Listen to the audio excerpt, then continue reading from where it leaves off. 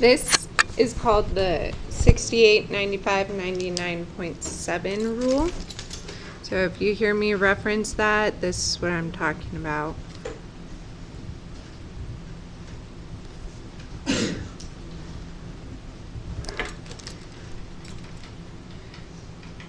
So down here, we have a normal curve. I label it with an N. We're just going to use mu to mean the mean in general. Sigma is the standard deviation. Since it's a normal curve, at the center is my mean. So I'm going to label this with mu.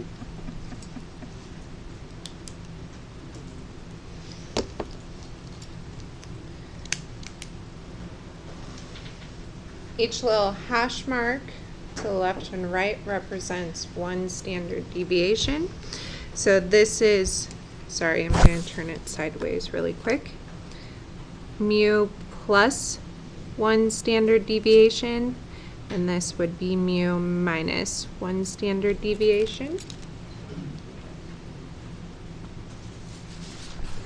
And within plus or minus one standard deviation, we know that 68% of the data, approximately 68% of the data, fall within plus or minus one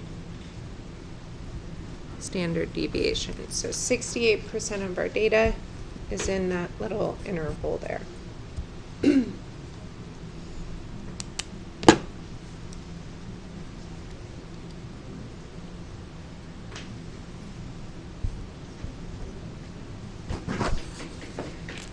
This next little hash mark here would be mu plus two standard deviations. This would be mu minus two standard deviations. And we know that within plus or minus two standard deviations is 95% of our data. Bless you.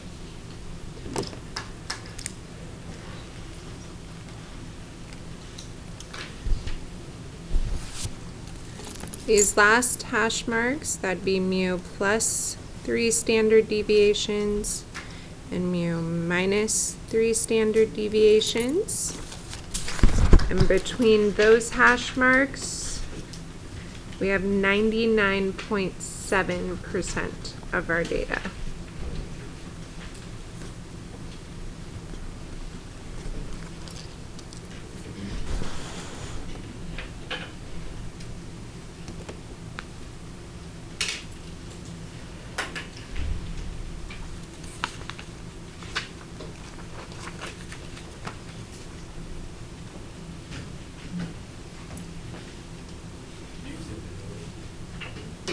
I actually can't. I would love to, but I'm recording the lesson, so it takes away my ability to zoom. Sorry. So is the one to the left there in the meeting? This one right here? Yeah. It says mu minus one standard deviation, but I used sigma for my standard deviation notation. Why does this change there? I'm sorry, what? Why did they change this? So x bar and s sub x are used when you actually have data. And then when you're looking at like more of a general picture, they will use mu and sigma. They will also do it if you're looking at a population versus a sample. So population would be mu and sigma, sample would be x bar and s sub x. So mu and sigma tend to be like overarching, like bigger, where x bar and s sub x are like the smaller actual like set of data or a sample of data. Okay. Can I flip to the next page? Yes, sir. How do you know if the area inside is Because it's a normal curve, you can just assume that. well, what about on the other one? On this one here, Yeah. it tells us Well, it's always tell you. if it's an actual yes and no.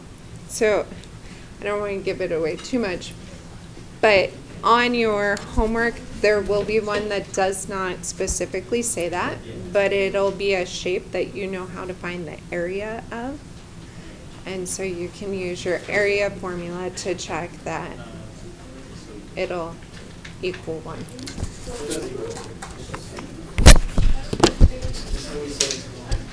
All right, we're going to flip over. I love this question. The distribution, excuse me, the distribution of ITBS, Iowa Test of Basic Skills Vocabulary scores for 7th graders in Gary, Indiana is normal, with a mean of 6.84 and a standard deviation of 1.55. It's an actual set of data.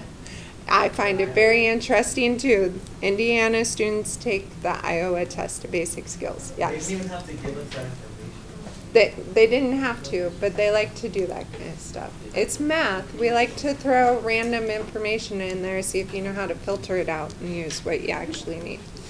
So, remember N means you're looking at a normal distribution. The first number is the mean, followed by the standard deviation.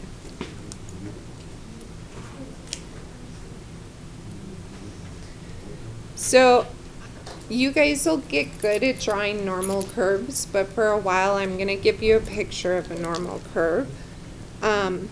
We want to find what percent of ITBS vocabulary scores are less than 3.74.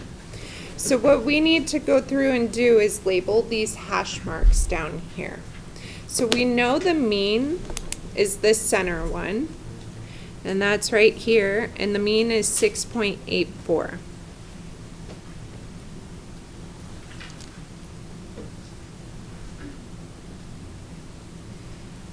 These hash marks above, I'm going to add our standard deviation of 1.55. So 6.84 plus 1 standard deviation of 1.55 is 8.39. So this hash mark right here, 8.39. To get the value at the next hash mark, I'm going to add another standard deviation of 1.55. So this would be 9.94. So every time I need to label a hash mark, I take my mean plus a standard deviation, that answer plus another standard deviation, that one plus another standard deviation is 11.49. These hash marks below the mean, instead of adding a standard deviation, I'm going to subtract.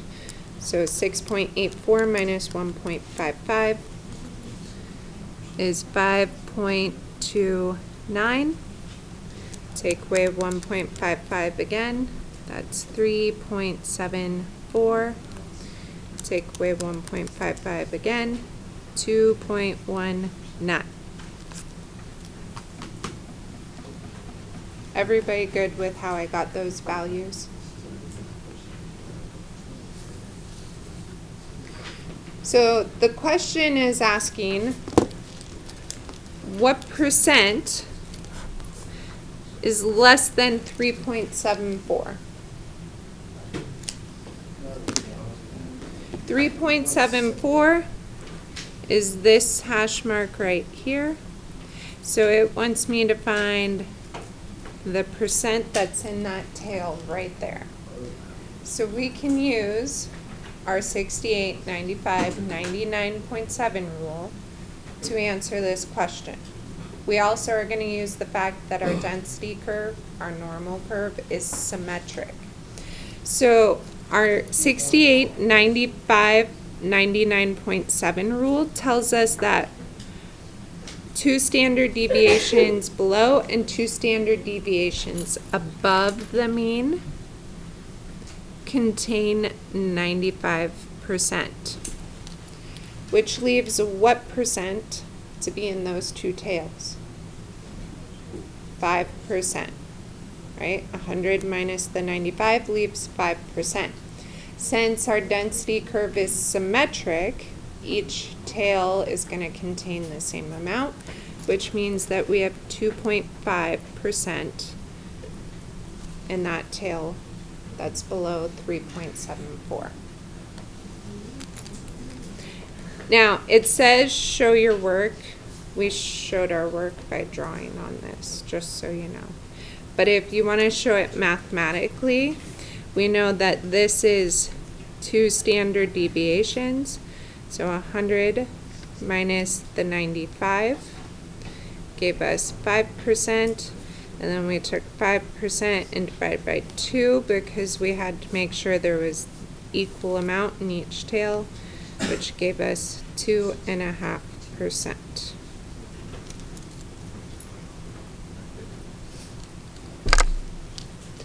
And technically we should, because statistics is more about interpreting things, say that 2.5% of scores are less than 3.74.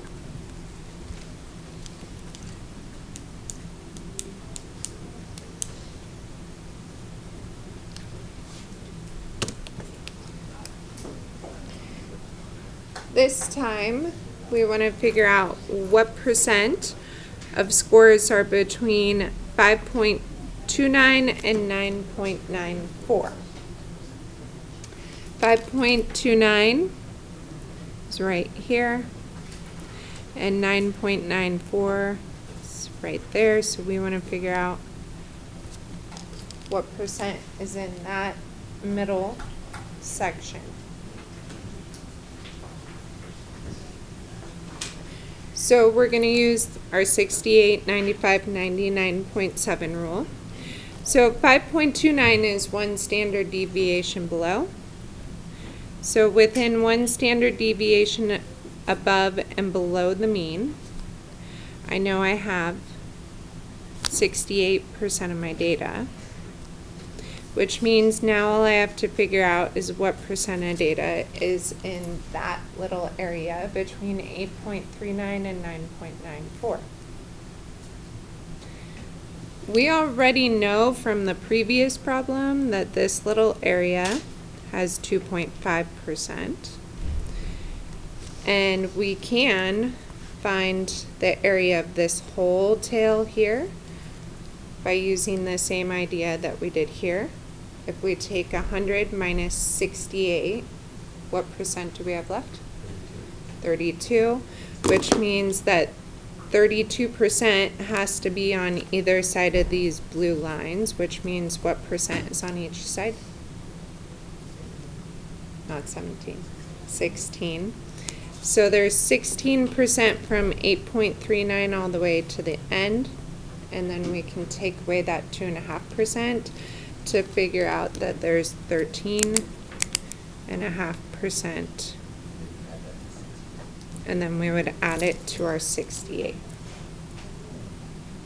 So we know that from 5.29 to 8.39 is 68% of our data. That was plus minus 1 standard deviation. Right, this is minus 1 standard deviation, this is plus 1 standard deviation. So that's just our general rule. Then we were able to figure out that from 8.39 to 9.94 contained 13.5%.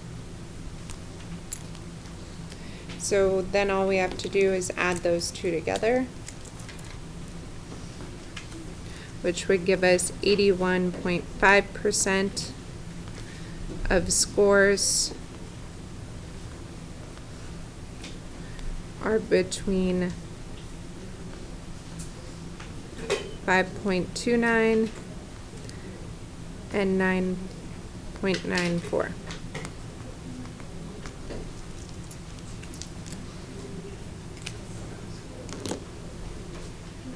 Are there questions?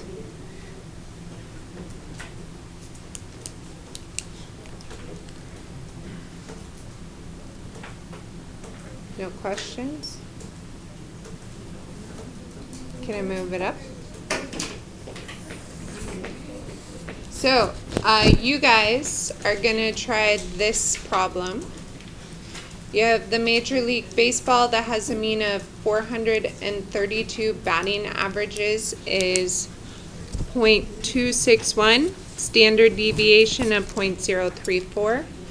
We're going to suppose that the distribution is exactly normal. So it just repeated, your mean is 0.261, standard deviation is 0.034.